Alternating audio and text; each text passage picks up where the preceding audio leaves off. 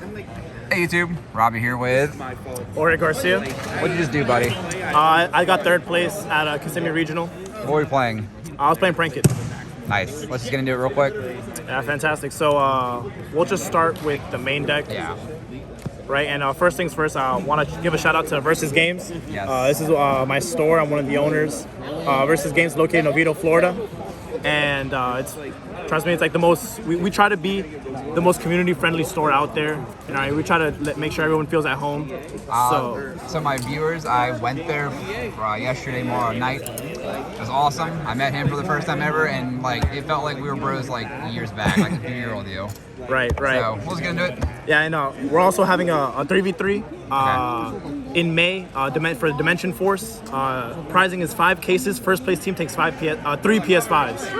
3 PS5s. Crazy. All right. So we'll start the first thing.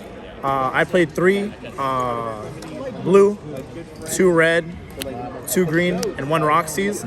This is a little different. I chose to play 3 blues, but for a very specific reason, which I'll get in when I get into the extra deck. Yes. So a total of 11 names with 3 place, right? Place is just the best one. I play souls in this list, so you really want to be able to send this card. It's just a free draw, and it's really good going second. It just helps chain block and get your kids going. Prank Ed's engine's insane. Right, get rid of that. Obviously, I played 1 Pandemonium, 1 Pranks. These were the cards that you really don't want to drop, but drawing them isn't that bad. Then, of course, playing the Brave cards. 3 Enchantress, the Griffin, 3 Right, Fateful, and Dracoback. Yeah. A lot of people misplay with these cards because they just there's little idiosyncrasies that help you be more efficient, right? Like if you draw Roxy's, you normal summon Roxy's, you search the Dracoback, because if you don't have anything else better to banish, like Dracoback doesn't really matter. You banish it, especially if you're going first, right? And it just helps you keep better cards in your hand. I saw a lot of people that they would activate right if they hard draw the Griffin and not chain the Griffin, right? So it's just little stuff that you can definitely make sure you're not misplaying. Yeah. But yeah, in this deck, it literally doesn't do anything. The restriction does not apply. As a third engine, I played 2 Illusion and 2 Magician Souls. Illusion's such a crazy card. I chose this ratio specifically because if I hard draw the Chaos, I can keep it in my hand if I put back a brick, and then still resolve both souls, right? Whereas if I play 3 in 1 or 3 in 1 of the souls, they can end up becoming dead draws. And I did it a lot. I kept this card in my hand a lot, and it's been really good, especially since when we get into the extra deck, I'll bring it back up. Obviously, DPE, the last engine, right?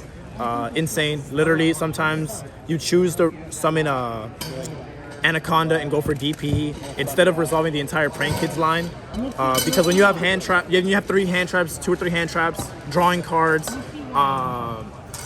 the Griffin and they're not playing the game, and you have infinite follow up. So sometimes it's better. Hand traps, the most important part. I played 3 Nib, 3 Veiler, 3 Ash, 3 Ogre, and the last second inclusion was 2 Bell. This is mostly for side pattern.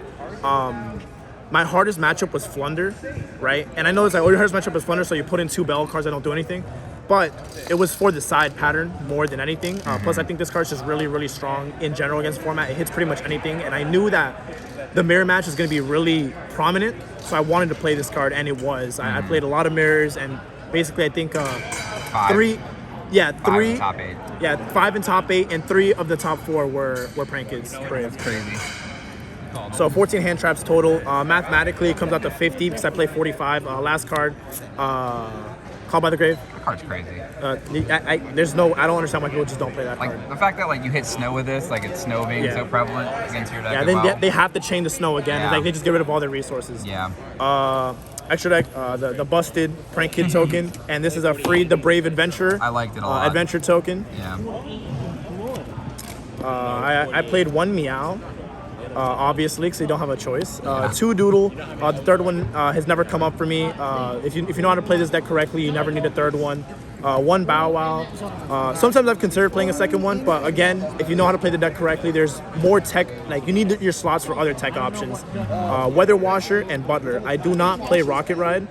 That card has never come up for me, especially playing one Pandemonium, unless you draw specifically like 2 kids and Pandemonium and going second.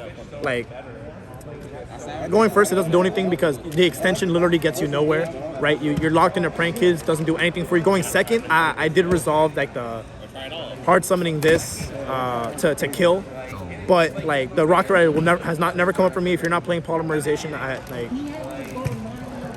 I don't think that card is really worth playing in this list right now. For non-prank kids in the extra deck, Link Crable, Link Spider. This card you can make with the prank kids token, and it gives you access to some other darks. So I play Verte, of course, and the Dark Charmer. This card is insane. How many DPs you steal today? 2. That's nice. 2, and most people just scoop before I even got the chance to steal.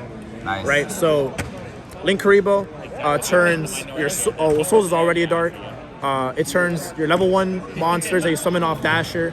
It turns the Prank Kids token. It turns the Fansies all into a dark monster to summon dark with, right? And this, if you crash it, you get to search souls.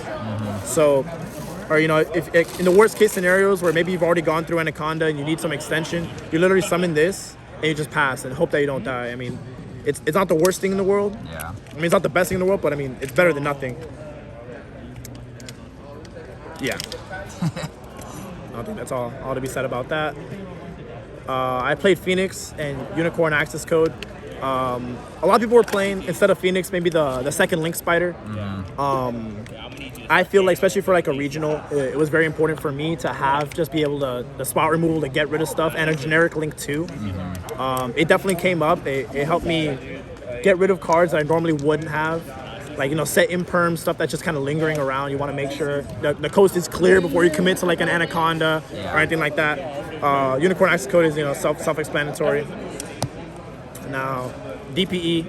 Obvious. Nothing to be said. This card wins games by itself. And then I'm back on the Toad, right? A lot of people, especially in a list like this with some little pranks, have cut the Toad. Yeah. Right, but this is the reason why I'm playing three blue. I think this card is insane. Yeah, that card is not. And it's another boss monster that you can make in a grind game, where a lot of times people will droplet your Bow Wow, right? So what you do to play around droplet as best you can, right, is if you have the whole Pranked board, so you have Bow Wow, a monster, the set Pandemonium, and the DPE, your DPE pop itself in something else. Right, usually the pranks, you resolve the pranks, you put 3 cards back, you draw 1, and then still in end phase, you do DP, pop the pranks, and pop itself. The reason being that in draw phase, when you activate Bow Wow, if they droplets you there, with their priority, if they droplets you, your DP is still not on board, right? So they only get to choose 1. And most of the time, people would rather deal with the 1 pop than the double Raigeki. But what that ends up happening is you go Pandemonium with the 1 kid and the Bow Wow, summon Weather Washer. The kid effect summon blue. Weather Washer tribute itself, summon Bow Wow, summon another blue. Bow Wow tribute itself, add 2 cards back. First action on your next turn, if they don't kill you, you make a Toad. Yeah. And it came up for me today, and it instantly won me the game. He saw it, and he had like Nib something in his hand, and he was gonna try to combo me, but I made Toad, and then I started resolving the Brave stuff, and he was like, yeah, you got it. In the side, right? I liked your side. You and I went over it a lot last night. Yeah. You explained it really well. So And yeah. which is why I ended up going up from 42 to 43, adding the 3rd blue and 2 more hand traps. The side is 3 Lancia, the Gamma package, 3 Droplet, 3 Twin Twister, and 2 Crossout. This is just goodbye Flunder. Yeah, basically, right. Flunder is like, I think the deck is awful, right? The deck sucks. I believe so. But sometimes they draw Shifter, and sometimes they draw Harpy's Featherstorm. Yeah. Sometimes you lose the dice roll, so the deck takes games, right? There's just nothing I can really say. Like, you need this card for like M-Pens and barrier statues. Gamma's really, like, it's not the greatest hand trap in the world against them, but it's worth playing. Like, I take out Bell. Lancia is obviously good. Twin Twister is obviously good. I usually side out the Bells, the Ghost Ogres, the Illusion package. The Nibs. What else? The Nibs, of course, right? And I think that's it. And the ogres are okay. I choose to keep in Veiler over ogre because Veiler I think is more worthwhile. Ogre really only hits the field spell and maybe the continuous spell, but it also doesn't resolve on the shifter. Yeah. Right, so I can do less with the ogre than I can with the Veiler, because at least the Veiler can normal summon and make a dark and like try to play. And then 2 crossout. I really wish I could play a third of this card. This card was crazy. In the last round when I lost, because I went 8-1. I win Roxy's. I drew Bell. I normal summoned Roxy's. I made Meow activate the effect. He gammas. I Bell it. And then Roxy's, I banished a card and I drew Crossout off the Roxy's. So it helped me keep going. I really wish I could play a third card. If I was playing at the YCS, which is probably what I'm gonna do, I think I'm gonna go with the mood of disrespecting Flunder. If I take the one or 2 losses, as long as I make it to day 2, I don't care. So I'm thinking about dropping the droplets, dropping this card from the list and playing 3 Token Collector for base. I think Token Collector is really insane right now, and it's probably the right move. So we'll see how it works out. Awesome. Yeah, my matchups. Oops, someone's calling me. She will. I'm gonna hear about that later. Got my matchups right here. Sweet. Round 1, I played Brave Salamangreat. It was a 2-1. I noticed the plus right here. That means I lost every die roll except round 6. Wow. I was 8-1, one for 8 in die rolls. Brave Salad, Pendulum Magicians, Brave Exorcister, Brave Cyber Eldritch, Brave Prank Kids, Brave PK, Brave Despia Sword Soul. So literally 7 of my 9 rounds were against Brave. So the crossouts were insane. DP is insane into that matchup. I feel like the deck performed extremely well. If anyone told you that this deck is not good, they lied to you. I believe that playing the less amount of pranks is better than playing too many kids. When you draw 6 kids, you just lose the game automatically. That's really all I got. Shout out to Versus Games. Shout out to Psyduck. That's my boy.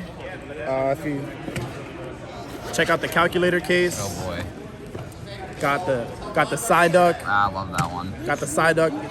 They stay on me. I still have one of those actually. They stay on me. You got. Ooh, I'm gonna need to talk to you about that. Shouts out to Victor Suarez, my homie. Shouts out to Rafi Soler. Shouts out to Lee Pape. Shouts out to Estefan. Shouts out to Chimmy. Shouts out to Marcus Fonte. Shouts out to Felix. Shouts out to Jonathan Garcia. Shouts out to Josh Bovarnik. Shouts out to Brian Geither. Shouts out to Ryan Saki-chan. Vin Pham. Nicholas Ronmal. Shouts out to all the homies. Yeah, that's all I got. Thank you, I appreciate it. I appreciate you, man.